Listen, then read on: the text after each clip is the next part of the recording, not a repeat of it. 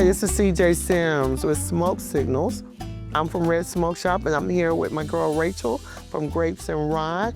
And we're gonna talk about creative collaborations because I believe she's the queen of creative collaboration. Right, not only me. All right. Okay, Rachel, so I know you have the marketing background. Yes. And you have experience in doing partnerships. Where did that really come from? I mean, tell me a little bit about why you see that as part of an element your business should have. Yeah, well, I've always been in a place, thankfully, where people have poured into me. And so partnering with other individuals and sharing my wealth and my knowledge has been given to me. And so I feel it's my duty to give back to others, especially when I see people are aligned, that they're passionate, that, it's something that I know that I have access to that can really make them grow and blossom. Like, why would I hold that? Like, why would I be selfish in that way? So I always knew that, whatever path I took, whatever, avenue for entrepreneurship or business, that I wanted to make sure I could help others. Gotcha. But this is where I want you to dig deep because when you came to us about a partnership, you had paperwork. Yes, I did. This ain't I just want you to know what I know. You intentionally Yes. seek out partners. Yes. So I call it creative collaborations because in my mind, I think that you already have a vision. Yes. Is that is correct. Tell me a little bit about the vision. Yeah. What do you be thinking about, Rachel? Well, when I consider a partner, I want them to know that, I'm on top of my game. I want them to be aligned. I want to set a level of expectations, a level of professionalism, and I want us to grow together. And, sometimes you might initially start a partnership with someone that is not at the same level or professionalism, but they have a great product and service, and that this could go so far. And so sometimes, having that paperwork together can align you all along the way. So I always I research the person, the product, the service. And I always go into a partnership thinking not only how can they help me, but how can I help them? So yeah, it's definitely a little bit more than just the initial level of things. Right. Correct. Yeah. So when you are considering these creative collaborations, do you have a guide that says, okay, I can see how they could help me. I can see how they could help, I can help them. But there's got to be some other, I don't want to say moral, but there's got to be some other elements that they have to have. Like, for example, let's say I'm new in the business. I'm just starting. Would that be someone you would partner with, or how would you rate that? I think my meter of partnership sometimes leans towards motivation and their passion, right? That's cool. Because sometimes, it could be a business that's been around for forever. They could have an amazing product. But if I'm emailing you're not responsive, you won't fill out the paperwork. I ask, hey, can I get your logo to put, and you are just like, you vamp on me, you ghost on me. That is a bad sign. That is, I agree. It could be someone that, just started out, and hey, I'm a painter and I want to partner with you on a paint and sip project. And, I'm also a graphic designer. I can help with this. And they are very energetic and they have a nice following. And haven't even launched a website yet. That still might be a great partner because they're energized. They are going to put in the work, and I know that it won't be one-sided.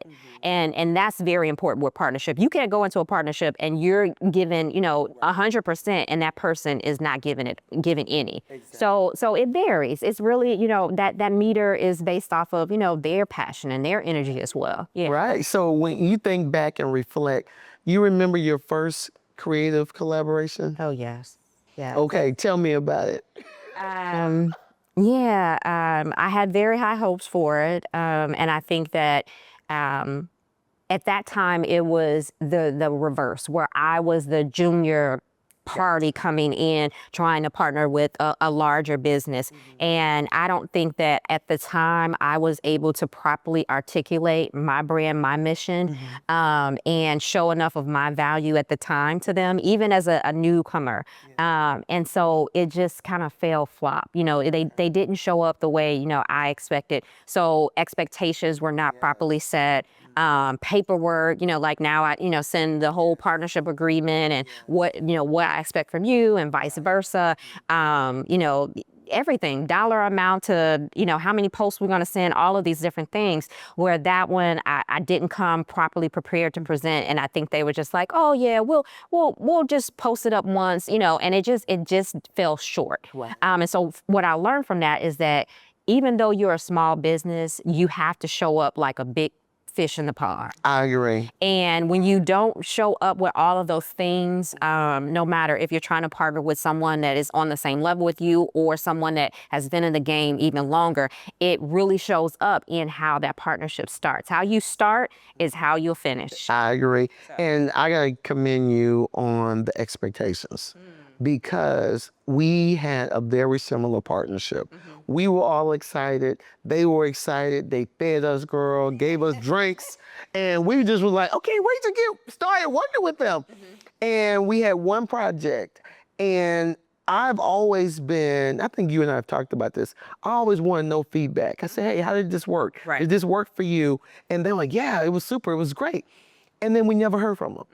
And it was like I was begging for attention. Hey, remember me? Remember us? We see you doing this event. We can do that for you. It Right. just goes. And so when we did get your paperwork, I said that's what we were missing.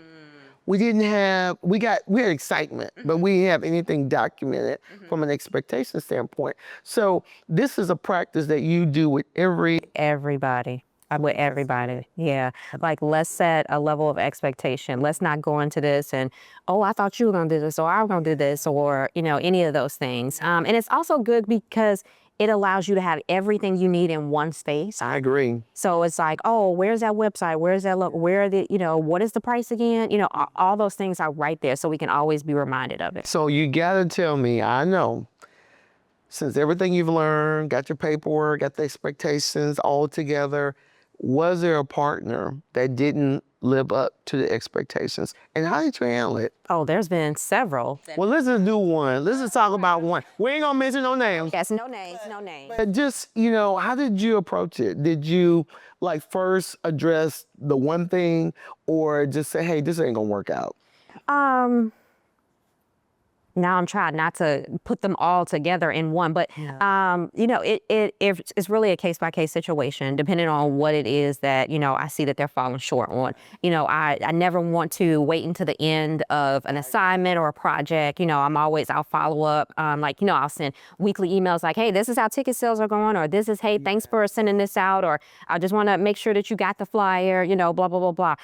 So I always give people the benefit of the doubt. But at the end of a term of a project, if there are things that, I think we need to improve on, or also in that, if I sit down and have time to give you feedback and you're not receptive to it, that's a key signal that we don't need to be working together, because I want you to feel comfortable with telling me if I'm not doing something right. So if you can't take me telling you that so that we can all be productive and succeed together, then that is a key signal as well. So it just depends on the thing that happens at the time, but I try to address it sooner than later. Yeah.